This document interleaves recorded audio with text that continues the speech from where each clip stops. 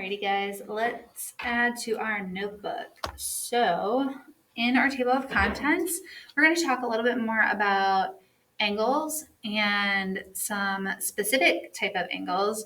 So we're going to call this special angle pairs. Now, one thing that I always like to point out, because believe it or not, some people don't understand what it means to be a pair. When I say I want a pair of things, I want two things. So when we're saying special angle pairs, we mean two angles going on here. So just keep that in mind. We're dealing with two angles that when we put them together, something special happens. So we're going to do that on 10, 11. So we will turn to those pages and write that in. So we got page 10, page 11. And actually, now that I'm thinking about it, yeah, let's do this. We're going to use both these pages. I did say that and wasn't even thinking I was going to do that. Oh, yeah.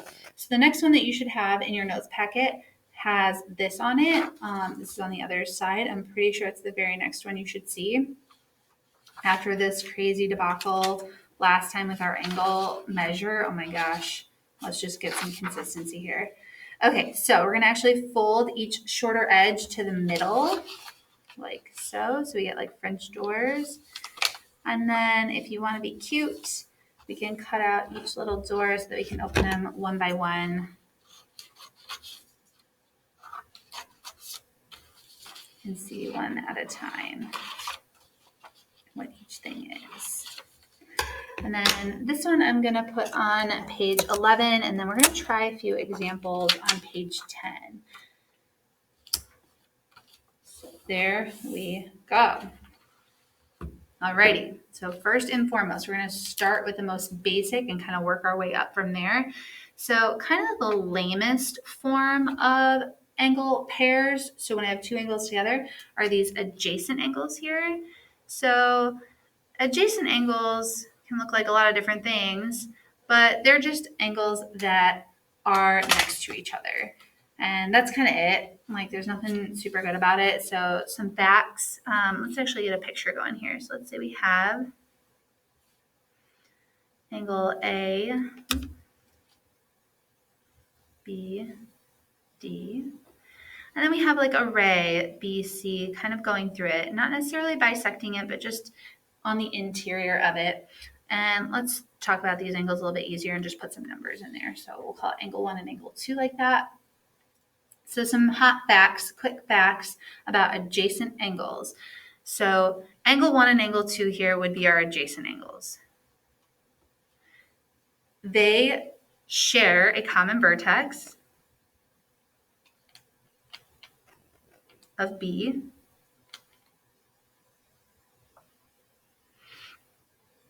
They also share a common ray, which is part of what makes up an angle. So share common ray, which is, in this case, BC.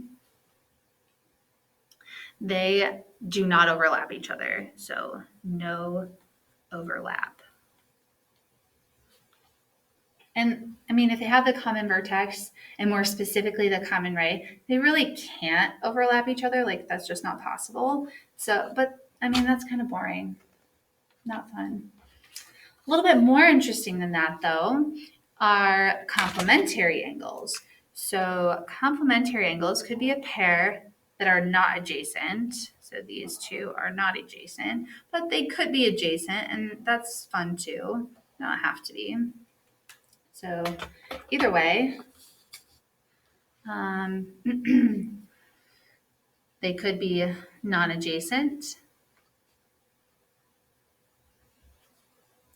They could be shown. Oh my gosh, you can't see what I'm doing. See, this is why I always have to check over here every once in a while. You're like, what am I looking at? But I'm looking at my screen to make sure you can see. Could be shown as a right angle. Because I should say complementary means 90. So they could be non-adjacent, they could be shown as a right angle, but the super good thing about it, the super mathy thing about it is that they sum to equal 90 degrees. So that's like a mathy thing. That's like a mathy formula. So let's get a little diagram here where we have those two options. So we might have something looking like this. So it could be shown as a right angle. We got angle 1 and angle 2 right here. Or they could be non-adjacent. So you might have angle 1 and then angle 2 over here. But when I am able to like move them and smash them together, they do sum to 90. They are still complementary angles. And so we could write a fancy little equation, angle 1 plus angle 2 equals 90 degrees. And that's super nice because then if I have like x's involved, I can solve for x and then I can find a missing measure. Oh, it's great. Okay, getting a little better than that. And I feel like you guys have probably heard these words before, complementary. The other one that you probably heard before and get confused with all the time is supplementary. So supplementary angles, boop, boop, don't add up to equal 90. They add up to equal 180. Now, somebody once showed me this fun little trick, and I wish I would have known it in high school because I for sure got these mixed up all the time. What somebody showed me once is that if you like connect the S right here and connect the U, you kind of get an 80. So you can remember 180 for that versus with complementary, if you kind of like boop, boop, you get like a 90 degrees right there. Is that so cute or what? I don't know if that works for you, but the moment somebody showed me that, I was just like so mad at high school me that I didn't notice. Okay, so supplementary angles, kind of like complementary angles. They could be non-adjacent, so not next to each other, and that's fine. But if I add them up, they magically equal 180, and that's super fun and cool. They could be adjacent, and when they are adjacent, then they are a line or a straight angle. So make a line if adjacent. Maybe we'll put straight angle in parentheses right there. And then this super wonderful mathy fun fact. Actually, I want to go back and highlight this math fun fact from complementary because that is so important right there. Boop, boop, boop. The super good math fact here is that they sum to equal 180 degrees. So it's a cute little equation, much like that last one where I'm going to get a picture going in a second, but we got angle 1 plus angle 2 is equal to 180. And whenever I can write an equation, then we're in algebra land, and algebra is easy, so we can solve for x and do fun things with that. So for instance, we could have this non-adjacent, I feel like I'm doing all of these backwards. There's our non-adjacent, there's our right angle. Should do these flippied. We could have a non-adjacent situation that is still supplementary. Like I could kind of see if I smash those two together, they would make a straight line, but they might already be smashed together like so. And those are also supplementary, will add up to equal 180. Now, I know I'm kind of going in a strange order here. Stick with me. I'm actually going to go down again because you may notice that this next one underneath it looks a lot like supplementary. So a linear pair is kind of just supplementary. However, it has to be adjacent. So linear pairs are supplementary, but are also adjacent. So kind of the same. So fun facts, must be adjacent and make a line.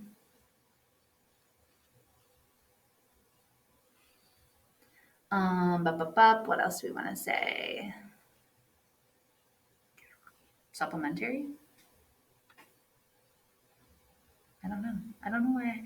Well, and then I guess, why did I have the third dot? I can't remember. But I guess since we're supplementary, that means we get that fun little equation again. So angle 1 plus angle 2 add up to equal 180 as long as we have a cute little picture to go with it. So boop, boop. Right coming off.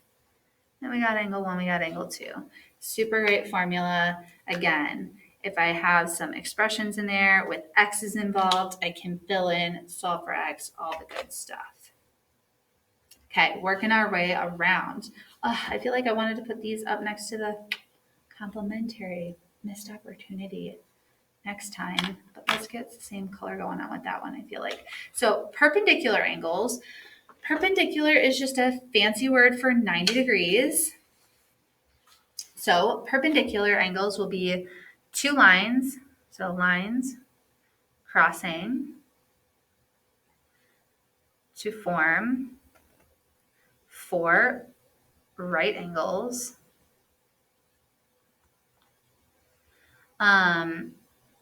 All the angles next to each other are congruent, so for adjacent congruent, you remember that fun symbol? Angles.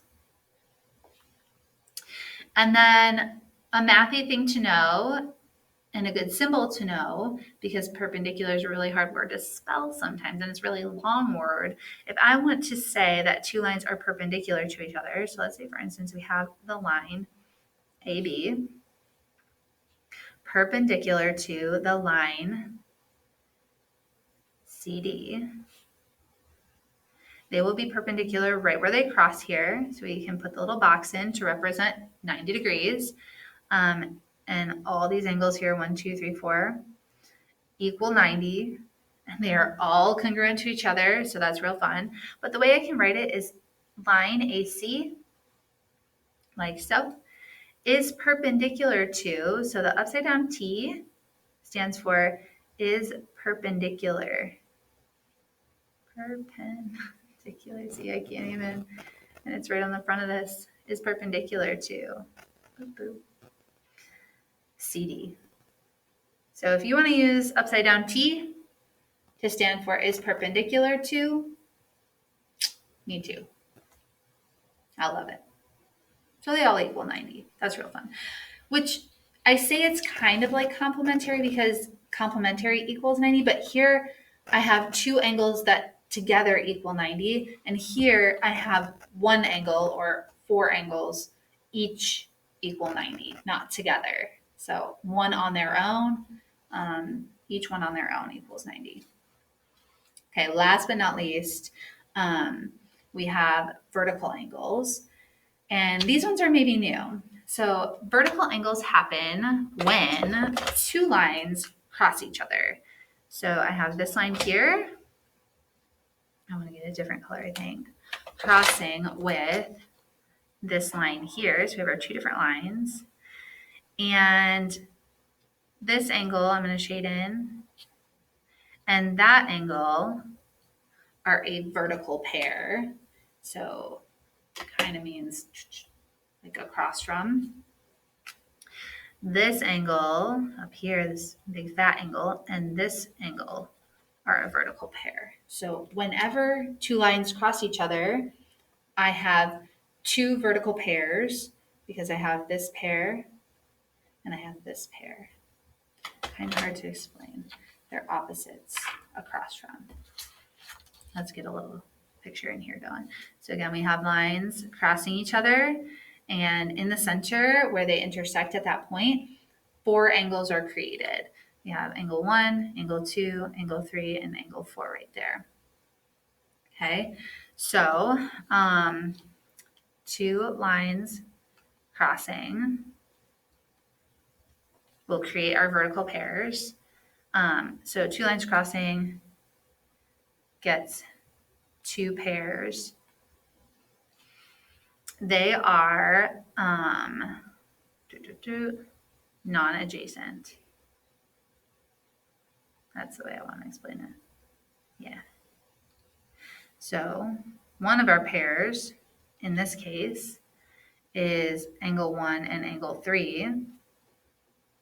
The other pair is angle 4 and angle 2. So boop, boop, boop, boop. And then we get to add to our picture, because the really fun fact, the really great thing about vertical angles is they are congruent, which is just a fancy word for equal. They are congruent to each other. which is great because it gets me that mathy thing, that mathy formula thing, because I can say that angle 1 equals angle 3, and that's a super fun mathy thing. I want this highlighter. I can write that equation, I can solve for x's and things like that. And I can mark on my picture to remind myself, like here I put the little box to remind myself 90. Here I can mark that this is congruent to that because I can put little rainbows. And I can put that this is the same as that with 2 little rainbows because they're not necessarily the same as the first. That would only be true if they were perpendicular. Oh my God. Okay, let's try some with x's and things. So on page 10, we're going to try a few. Let's say, for example, we had a picture like so.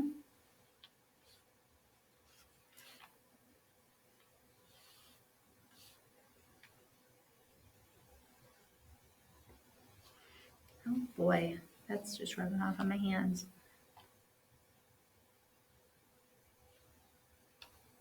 Okay, so I can tell from the picture that I have 2 angles here inside of this box thing. So these 2 angles together must be 90, which means that they're complementary. And my fun little formula for complementary is that I'm going to add the 2 angles and set them equal to 90. So it's maybe a little bit scary because I only have 2 things, but the box is a low-key thing that I can use.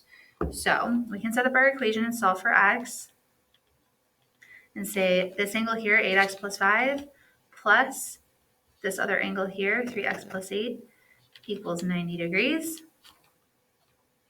We can combine like terms because all of my x's are on the same side. So I'll have 11 x's plus 13.